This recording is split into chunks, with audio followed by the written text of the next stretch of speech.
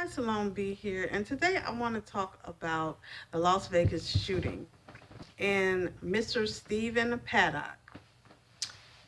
He shot 58 people or injured 58 people, and he used a rifle as a machine gun. Now, Mr. Paddock was rich, he owned properties, he was wealthy, all he did was gamble, he lived in a retirement home, and he has no police reports, anything derogatory on police records, nothing. People are trying to wonder how did this happen? Why did this guy do this? And the police are trying to make sense of this. But I saw in this news report that Mr. Paddock's father was a bank robber. And his name was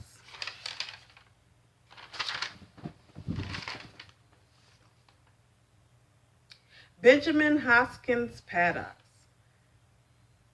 And he was wanted from 1969 to 1977. And when Eric Paddock, Stephen's brother, who's speaking and saying that he couldn't believe that his brother killed anybody, he was born during the time that their father was wanted by the FBI for bank robbery.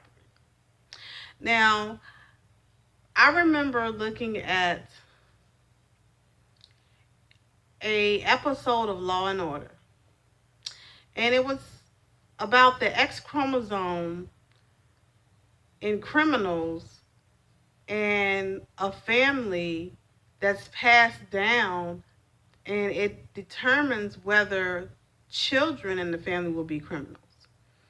It was this white male that was on trial, and he was a young guy. And I mean, he was young, he was a young little kid, and he had done so much stuff. He had killed and did a lot of things, and they start to look at his family. His uncle was a criminal, his father was a criminal. It was just a lot of people that in his family was criminals. So in the medical field, in Harvard, scientists, they jolted the mental health professionals with scientific evidence that there's a gene to the root of schizophrenia in patients. Their genes have something to do with that. And also with criminals, it's a gene called MAOA, deficiency to violent behavior. And what this gene does is breaks down dopamine and serotonin and causes violent outbreak after the genes are destroyed. And the person then goes off and kills somebody. So with Stephen Paddock, it's like another person. Like, it's this whole year we've had people who've just went off and killed people. You've had Dylan Roots. You've had the other guy here in Virginia that shot the reporter. You had him. You had the other guy who killed the little black man, and he said he did it. It was a racial motivated. He killed, this guy. Then you have outbursts like this that's looking like terrorism because a bunch of people have been hurt. And when you look at this guy's background, his father was a bank robber. So you have a gene that's linking a criminal to another man who's has a violent outburst. And law enforcement is looking for these things, but in the past, law enforcement and lawyers and defense lawyers know about these genes that make people um, make them, what is the word I'm looking for? Make them predetermined to kill. It's called Your Genes Makes You Kill. Now, I've learned in the healthcare community that your genes play a part in everything. It plays a part in whether you get diabetes. And when you go to the doctor always wants to know, is anybody in your family have diabetes? Does anybody in your family have high blood pressure? Because it's going to always go back to genetics. And there's nothing else that can be written on this case and this incident but genetics. This man's father was a bank robber. Even though he hadn't did any crime or he slid under the radar, it does not matter. His genes played a part in making him what he is. It's a pattern. His father robbed the bank. And he's rich. So how do we know that his father did not leave that money somewhere? We don't know. But I'm just putting that link together because I saw the link when CNN posted up that his father was on the FBI list for bank robbery. So even though they're saying he doesn't have a valid background, his father was a bank robber. So there you go. And the legal community and the police community know about this. They know that your genes can make you predestined to kill. They know this. It's called MO. It's called MAOA deficiency, and it's a neurotransmitter such as dopamine and serotonin. If left unchecked, these potent chemicals can build up in the brain and cause a loss of impulse control and an increase in violent rage. So what it does is attacks your impulse control.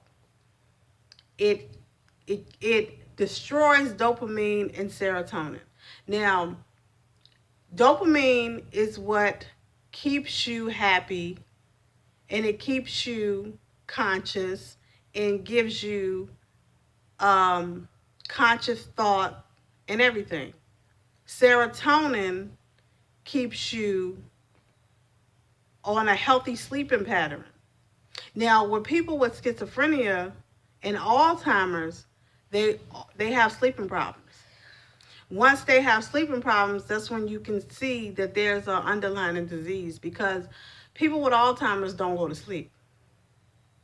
Like right now, my mother has Alzheimer's. She has to take a sleeping sedative. She don't go to sleep, she's going to be wandering, and she's not going to know what she has done. She does all kinds of stuff, and I could tell her what she's doing or what she did, and she'll tell me, I didn't do that. I didn't do that. But you can record a person with Alzheimer's doing something, and you can show it to them, and they're going to tell you, I didn't do that. And you can see them on the camera doing it. So genes are very important. They play a big part in who you are and what you do.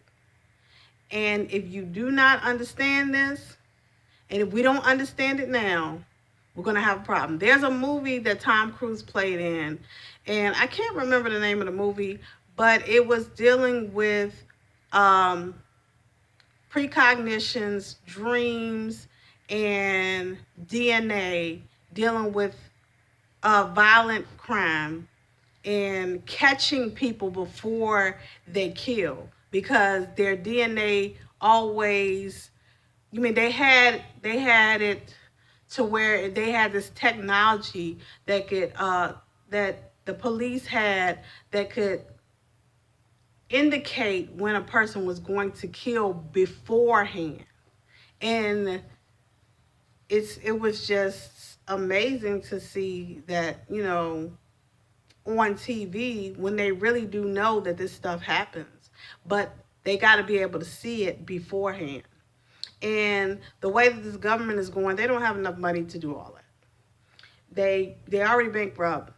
I mean, it's a lot of things going on. But anyway, this is what's going on. I found that, his father was already a criminal, so his DNA made him predestined to doing that stuff. And America is a big old insane asylum. In the 1960s, they closed down here in Virginia. They closed down most of the mental hospitals, and they gave that responsibility back to the churches and back to the religious organizations. They are to figure out what is going on with the mental illness. I don't know. We need more psychologists in the religious sectors. This is what I've came up with. You know, if you're going to become a psychologist or do any psychological work in the community, it should be done under the nonprofit sector in a religious community, because that is where most of these people can get the help and you can catch it before it gets out of hand. So this is my opinion on the Las Vegas shootings.